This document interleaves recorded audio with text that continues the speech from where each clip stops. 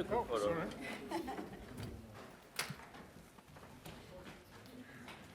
Thank you very much. Thank you. Here we go.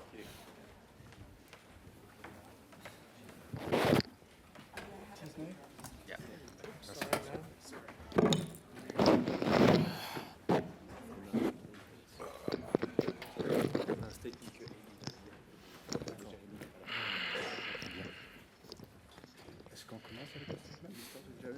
Yeah.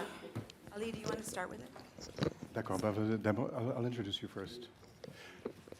Good morning and welcome to the press conference for The Apprentice in competition at the 77th Festival du Film de Cannes. It's a pleasure to introduce so many of the film's makers with us. There are a number of questions, so I'm going to be very brief in my introductions. I'll start at the other end of the table with producer Daniel Bekerman, who's given us such films as The Witch or The Witch.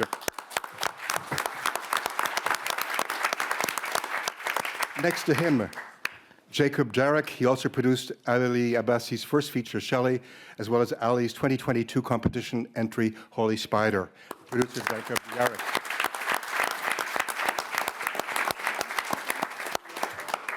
Next to me, producer Louis Tisné. This is his third time in Cannes after Ali Abbasi's second feature, Borders, and Le Haute Montagne, which was in competition 2 years ago.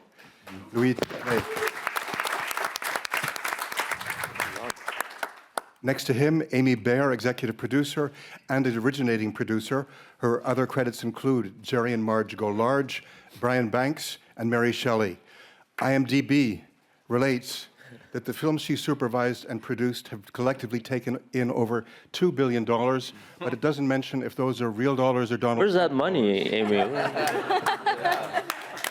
Baer.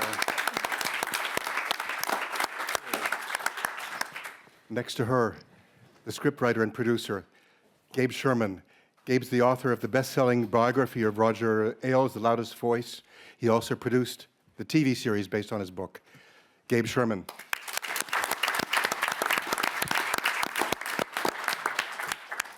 At the other end, in the role of Fred Trump, we've seen him in such movies as Tenet and Blackberry and the series Big Little Lies, Martin Donovan.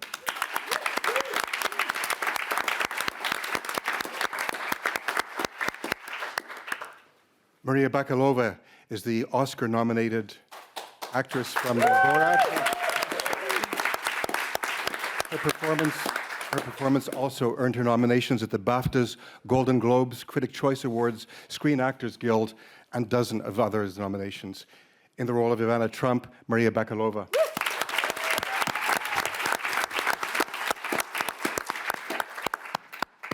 Sebastian Stan is the actor we know from the Marvel Universe.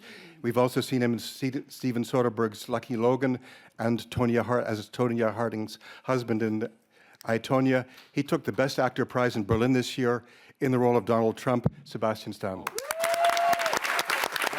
It was for a different role, but thank you. A different man, September 20th. And this is his third film in official selection. After Border, which won the Prix Un Certain Regard in 2018, the film was nominated for an Oscar for Best Makeup and Hair, which may have been useful in preparing for Donald Trump. He also brought us Holy Spider 2 years ago, which earned its actress, Zahra Amir Ebrahimi, Best Actress, and was nominated for an Academy Award. He also directed the final episodes of The Last of Us, producer and director Ali Abbasi.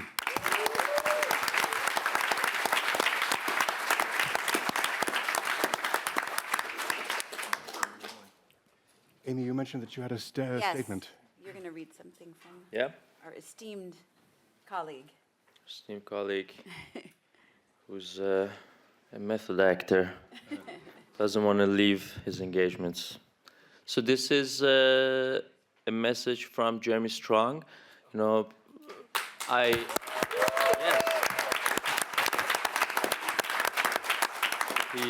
He really wanted to be here, obviously, but he is, as I said, committed to every single thing he does. And, you know, now his show on Broadway is a fantastic show.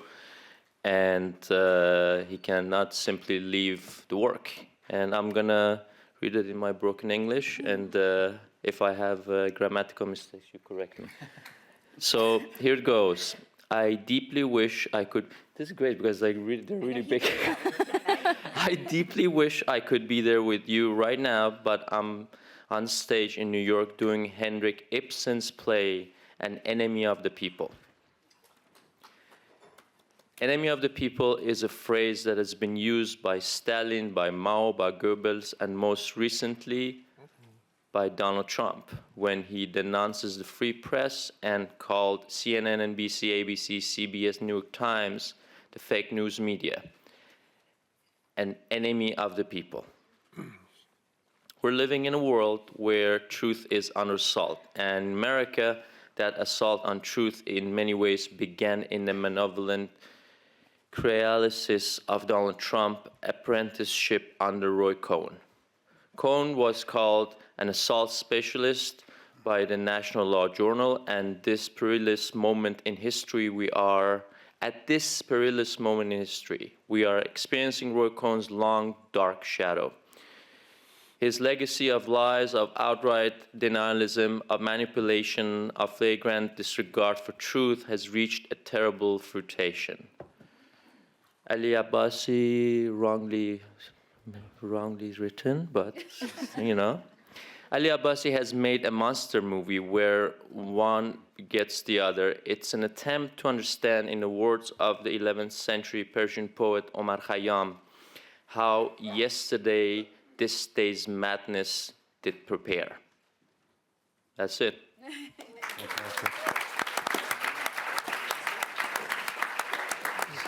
Thank you, Jeremy. Doesn't get any better than that. We have so many questions. We're going to start on the right side. Obviously, we are completely non-partisan, so, you know, that's Jeremy's own soul, you know, his own discretion. Rodrigo Fonseca from Correio da Manhã, Rio de Janeiro. Question to Sebastian, 2 questions, in fact. I would like to hear you about the preparation for the role. And the second question, I don't know if you could use the word honor in related to Trump, but do you believe that he has a code of honor? What is this code? Preparation, right? Well, it was sort of a 24/7 kind of immersion process of basically, I guess, living with him to some extent in my headphones and on my phone and YouTube and everywhere I was going and walking, whatever I was doing. If I was in the bathroom, I was listening to him. I don't know how else to do it, you know, except 100%, and that's what I tried to do in the limited time that we had. And, you know, he is a human being like everybody else. So I guess we all have certain codes and certain principles. It just depends on what they are. I guess it's relative to everybody. Thank you. Question on the other side. Maria Zdravej. Tuk. I'm from Bulgaria, Maria's home country. So I wanted to ask her, it's your second Trump movie. What was the feeling to be Ivana for the film and you to become the main East European in Hollywood? How do you feel? Thank you so much for this kind words. I don't know how I'm feeling. I'm just feeling honored to be able to work and to work with great people, having legends like Ali and Sebastian and Martin and everybody on this table. It's just a privilege and an honor, and I just hope to do my best. I feel grateful to have a chance to portray a character like Ivana because the more I got to know about her, the more I fell in love with her. She's been a woman that has been way too much ahead of her time, and it's inspiring to see somebody pursuing their dreams, ambitions, driven by the idea of, I don't know, just achieving it. And I just got inspired. I honestly got inspired, and I think she has been a legend. Thanks. Thank you. Madame, on the right side. Hi, I'm Jada Yuan. I write for The Washington Post, and this question is for Sebastian and Ali. What did you learn about Donald Trump while making this movie that you think we can relate to the Trump that we know today? And can you also talk about the release schedule during the election and sort of what hope you have for the impact the film would have.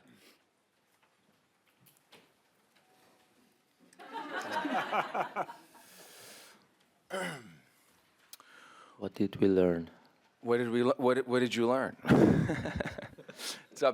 I think that's up to you guys, to see the movie. I think that's the hope we have is that people watch the film, because I always feel like there is always something to learn. And I think for me, as an actor and standing next to this brave artist that I respect and I will follow wherever he goes, with all these people that had enough balls to do this project, that's what we have to do. We have to kind of take on things that are risky and perhaps uncomfortable to talk about, but I think it's important that we do, because like Ali said last night, it's in our face every day, and I think we need to have a perspective, or we need to just at least confront one another, hopefully in a peaceful way, about what is happening and what we're seeing. I think there's a lot to learn from the film. Yeah, and we have a promotional event coming up called U.S. Election. It's going to help us with the movie. So we're hoping very much that it can come out. If I'm remembering right, the second debate's going to be in September 15th, something like that. So that's a good release date for us, I would say. Fantastic. On the right. On the left, sorry. Left. Jeffrey? Yeah. I just wanted to ask particularly Gabe and Ali about an amazing, for me, emotional moment when having known about Roy Cohn a good part of my life, and believing and understanding he's one of the most reprehensible human beings of the 20th century, arguably. And I just thought the movie does an amazing thing by actually making you feel sorry for him, empathy. And I was just, when Trump basically screws him over, and I was just wondering if you had sort of tried to build to that emotional moment, whether that was a key strategy on your part. Thank you for the question. Yeah, to some extent, I think when I originally was having the idea for the script and doing the research that formed the foundation of the script, there were sort of several big hinge points in the film, and one definitely was when Donald kicks Roy's former lover Russell out of the hotel and sends him the bill for the bill, which is a true anecdote, and I just felt that was so encapsulating of the way Donald is so one way. He talks about loyalty, but it's only a one-way street with him, and so I wanted the movie to build to one of those moments, because if you can feel sympathy and empathy for Roy, who did so much damage and has continued to do damage to democracy and truth and the world we live in, it says something about Donald as well. So that was the idea. There was this very famous press conference with a compatriot of mine, Lars Trier, here some years ago. And he was asked what he thought of. Somehow he ended up saying that he understands Adolf Hitler. And then it got worse and it got worse, and and nobody could save him. But there is some truth to that, in as so far that these are all human beings. The most despicable monster you can think of, the most reprehensible person in history, also liked the dog or fell for someone or was nice to somebody at some point, And I think that for me, this is, if there is an ideology for the movie, it's a humanist ideology. It is about taking these people who are icons, who are hated, loved, down to earth, and sort of deconstructing that mythological image into earthly human beings. With that comes understanding, with that comes sympathy, that doesn't necessarily mean you forgive everything they did, but it comes understanding and sympathy. And I think that is, you know, if there's a cathartic mission for a movie, that would be it, I think. Fantastic, thank you. Yes, in the front. Hi, Gunnar Elin from Sweden. It's all over the news today that the Trump organization is threatening with a lawsuit against the film. Could anyone sort of comment on that? I mean, it's with you. You're the news. I'm the filmmaker, you know. Are you scared of that? I mean, everybody talks about him suing a lot of people. They don't talk about his success rate, though, you know.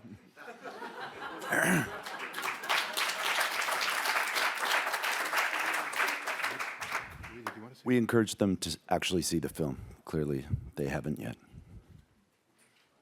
And also, I think it is, if I was him, I would be sitting in New Jersey, Florida, or wherever he is now, or New York, and I would thinking, oh, this like crazy Iranian guy and some like liberal cunts in Cannes, they gathered and they did this movie and it's like fucked up and, you know, it's like, you know, demeaning and it's a conspiracy.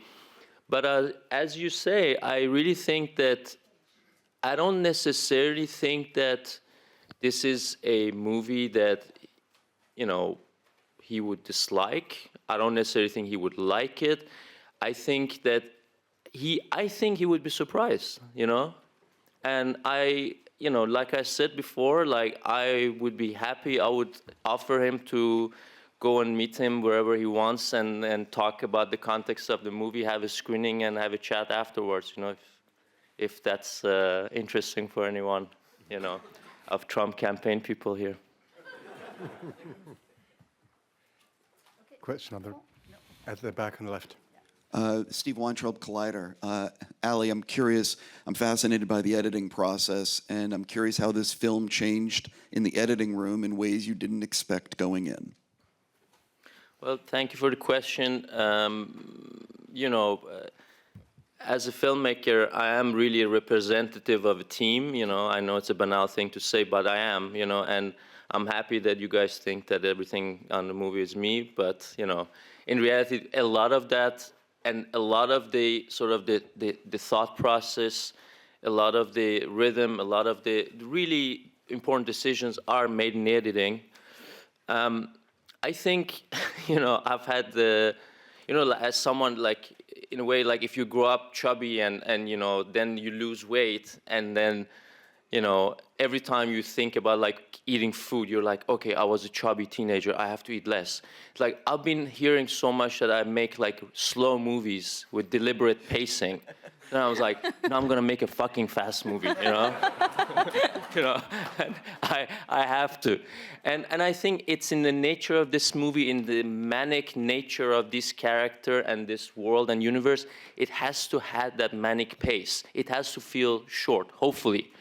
So it was a lot of that, a lot of the music choices, a lot of those moments were created in the edit, because the way we worked on set was, you know, we didn't want to necessarily commit to a certain specific timing or certain specific way of doing things. We'd rather wanted to do 5 different versions with, and that means that you get into those, you know, with those decisions and make them in the editing. So that was an extremely important.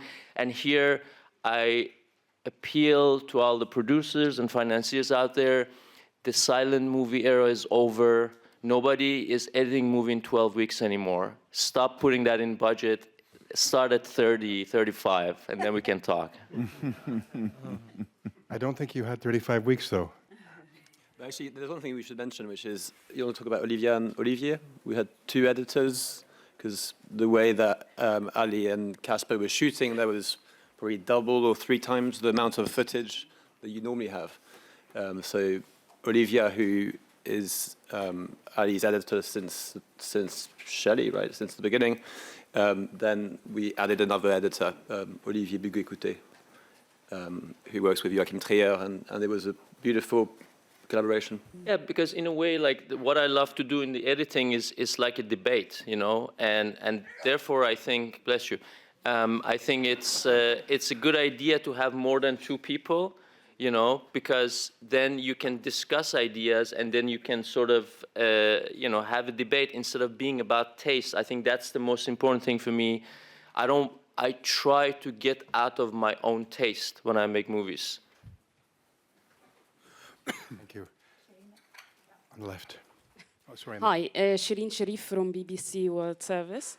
Congratulations on the movie, a great film. And Sebastian, it was amazing performance. My question is for Ali. So it's your first English feature film. And most of the stories before were linked to what we say is your concerns that came with you from your background. Sorry, my what? Concerns, like... Concerns, yeah. Yeah. Sorry, yeah. Issues that you are interested to actually expose or to highlight from your country, from your previous life or whatever. But with this film, if we see it separately, by itself, it's a completely different strategy. In one of your interviews after the film, you said, I did this film to be closer to the present, to what is happening now. And you linked this film to the current war in Ukraine and current war in Gaza. So would this or can we read this as another way of linking the disasters and the wars we have now with corruption in the American society that caused by that, or it's too deep reading that it's overwhelming your idea? That would be too metaphorical, I guess. That would be too metaphorical. Thank you. Question on the left.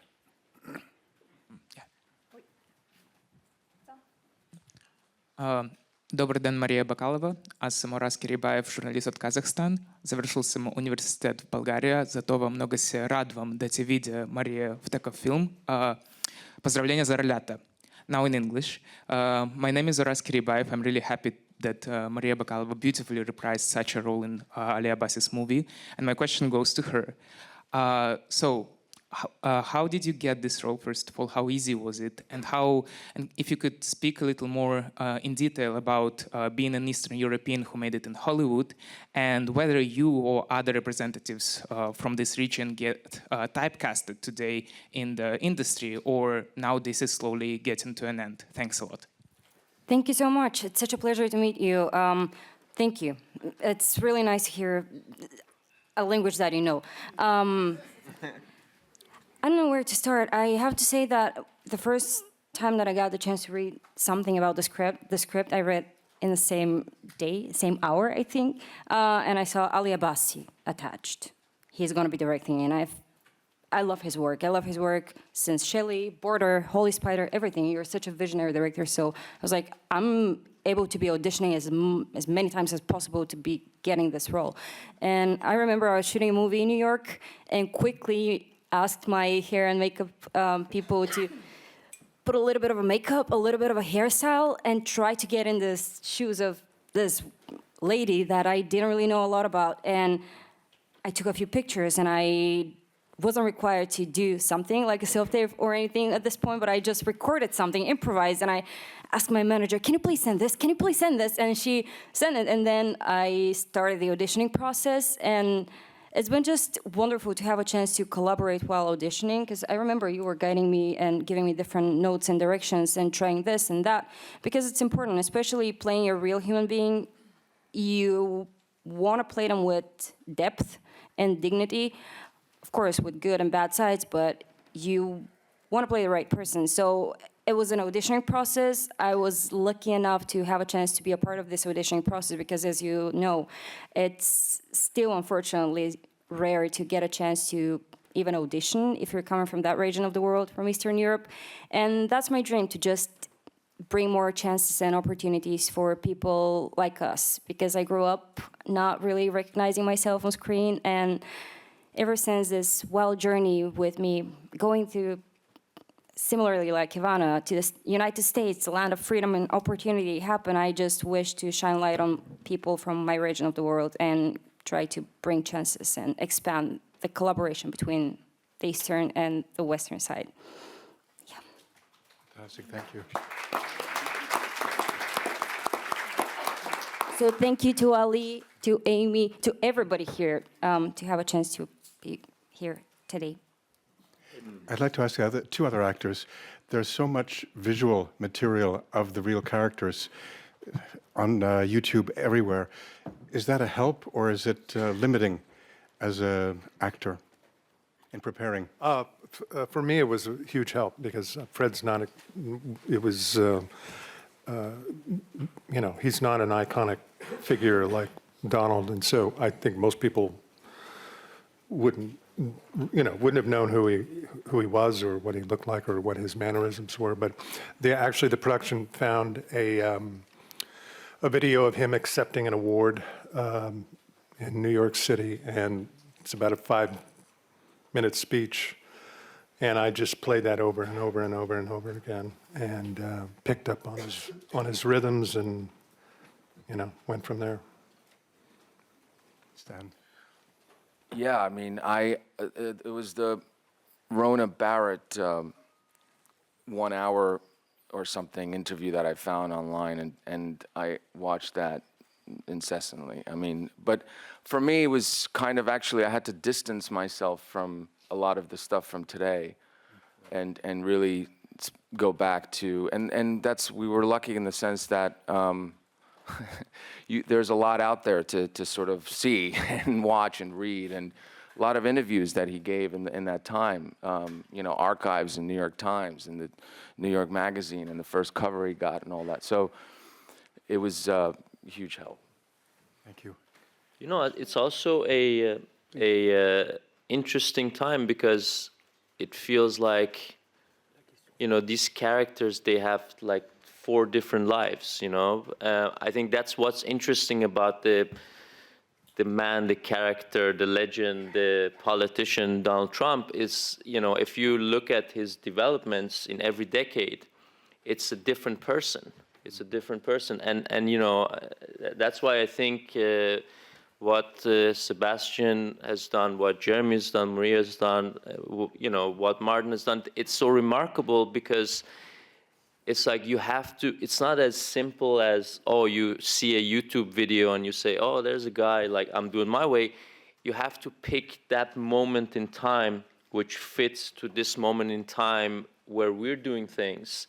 And you have to adapt that. And, in your case, I think, it's really crazy because, there are a million ways of doing this guy, and 900,099 whatever would end up in Saturday Night Live probably.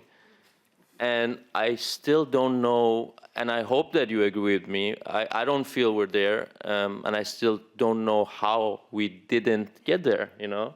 Because it's so easy. It's so easy to try to find that essence. But you find yourself on the other side of that invisible line where, you're outside of the character. And I think if anything, and that's also why I genuinely think that, Donald's team, they should wait before they watch the movie, before start suing us, because I think once you're inside that character, it feels different, and we're inside that character. Great. Question on the right. Yep, Madame. Hello, Nana from Danish newspaper Politiken. Ali Abbasi. Why did you, as a Danish-Iranian filmmaker, decide to make such a partisan contribution to the American election right now? Partisan? I mean, look, I have to say one thing to start with. I don't want to compare in kind, but when my big idol Luis Buñuel would come here, people wouldn't say, the Spanish filmmaker lived in Mexico, did a French movie. It's like, Luis Buñuel is here, And I'm like, I Ali Abbasi's here, you know?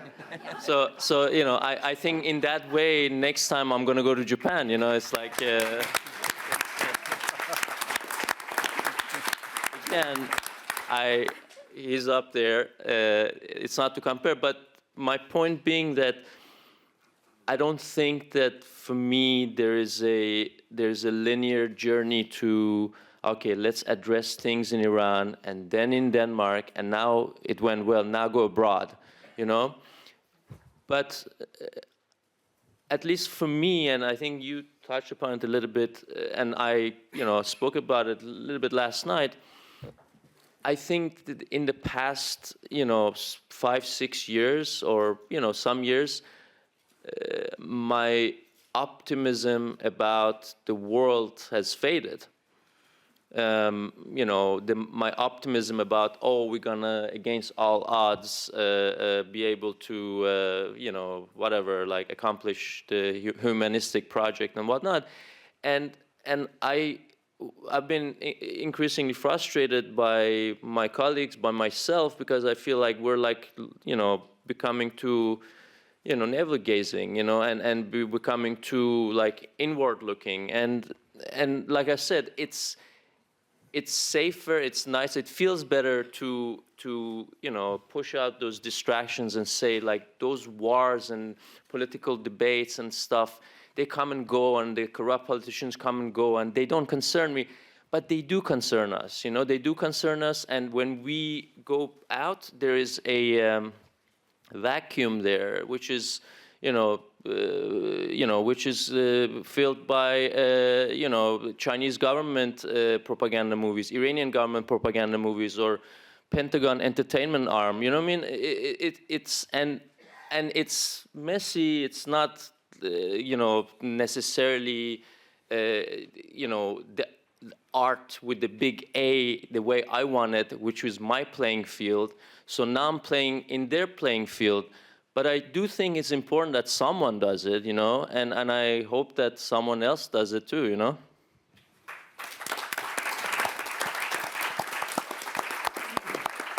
Hello, it's Yannis Raouzeos from Greece, from myfilm.gr.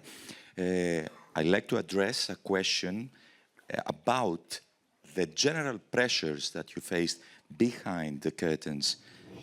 At the moment now, we have a strong political situation that brings a new election in the US, and this kind of film must create a great pressure on you. And also, I would like to know about the role of photography in your film. You changed the format of photography from the 70s to 80s and 90s. Does it have to do with all the thing with the characters changing? But I would definitely like to hear about the role of photography. And Mr. Donovan, how much this esoteric approach on your role was a general choice of you, the dramatic, silent almost approach on your role? Thank you. I'm not quite sure I understand the question. I worked, you know, I found the video, because there's very little video of him being interviewed, but there was that one speech I found. So I worked on that, but honestly, I was not born into his class, but I know I was raised around people who think like him. And we did a lot of improv, and it didn't make it into the film, but I did a lot of riffing where I was channeling the people I knew growing up. And I know I know the terminology they use. I know, I was around racists, you know. I know how those people think. And so I was really channeling a lot of people I grew up with around. And it actually was frighteningly easy to access. You know, I see Fred as not a one-off in terms of his views. I think his whole worldview is endemic to, you know, the white ruling class, basically, around the world. I mean, that's how those people view the world. And so that's really, I hope that answers your question. I'll just jump in real quick on the pressures of making this film, because when I first came up with the idea for the film 7 years ago, I heard so many voices in Hollywood from powerful people saying, "Oh, this movie will never be made," or "Who wants to watch a movie about Donald Trump?" And it took a fearless producer, and Amy, who saw the potential of this idea and commissioned the script, and then a brave artist like Ali to come on to direct and develop the movie. And it takes those people who are kind of fearless and a little bit crazy to do the thing that everybody says you shouldn't be doing. I had a very powerful Hollywood executive say, "Well, if Trump loses, maybe we'll think about it." I think if people talk about Hollywood being this, quote, liberal place, but it's actually, making a film like this is very challenging, because Hollywood in many ways doesn't want to rock certain boats. And so I just feel so lucky to, get to write something and then find people, brave enough to actually want to go do it. And I just want to point out that Hollywood didn't make this movie. It's actually a co-production between Canada, exactly, Denmark, and Ireland. We couldn't make it in the American system. Yeah, I mean, no matter what WGA thinks, it's not an American movie. It's not. Do you want to say something? No. And Ali, the question about the look of the film, the changing look of the film. Oh, yeah, so last night at 4:30, I was in my bed reading some of the reviews, and someone said, it looks like a shitty TV movie. And I was like, you got it. It was the idea, actually, because, we were, from the beginning, very interested in embedding the archival footage from the time. And, the concept of reality in movies is so complicated, yet often it's being always so flattened. And I think now, finally, I don't know, maybe in the past 20 years, we have a real debate about what's real, what's not, in a very extreme way with, deep fake and whatnot. But the language of reality, as we know it, as we knew it, actually came from those archival footage. They came from the way they would shoot the newsreels in the 70s and the 80s, where things got a bit more digital and mechanical and sharp. And also, I think there is a sort of a story development that makes sense for us, because the first half of the movie, Donald is in learning. Things are in a way bright, or the trajectory upwards. This is the same inverted V shape that Paul Thomas Anderson and Stanley Kubrick use as well. It's this up and then down. And the up is 70s, and it's shot on 16, and it's grainy and feels good. And then the down is on video, and it feels shitty, and it should be that.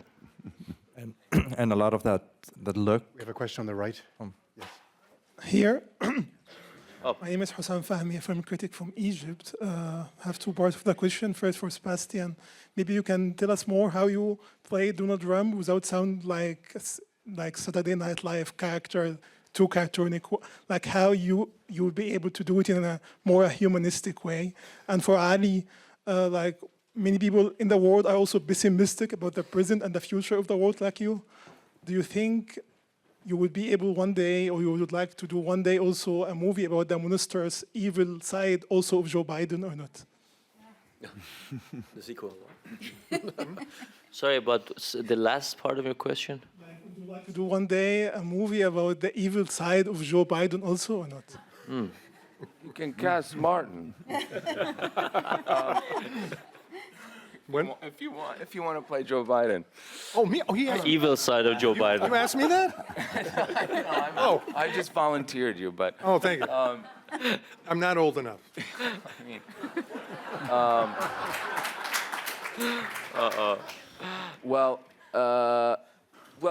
It started with the script, and that's what was fascinating, was reading the script, and for me, so much that I didn't know. and so much that I was surprised by when I first read it in terms of the journey. And of course, you know, there's an elephant in the room in your head about the person you think you know or you've seen. And but once you got beyond that, you know, just going back to the beginning and trying to trace things back to the military academy and sort of how he grew up, a lot of things seem to make sense. You know, I'm happy actually you asked that question because, you know, I can clarify on something. You know, this is really not a movie about Donald Trump. This is a movie about a system.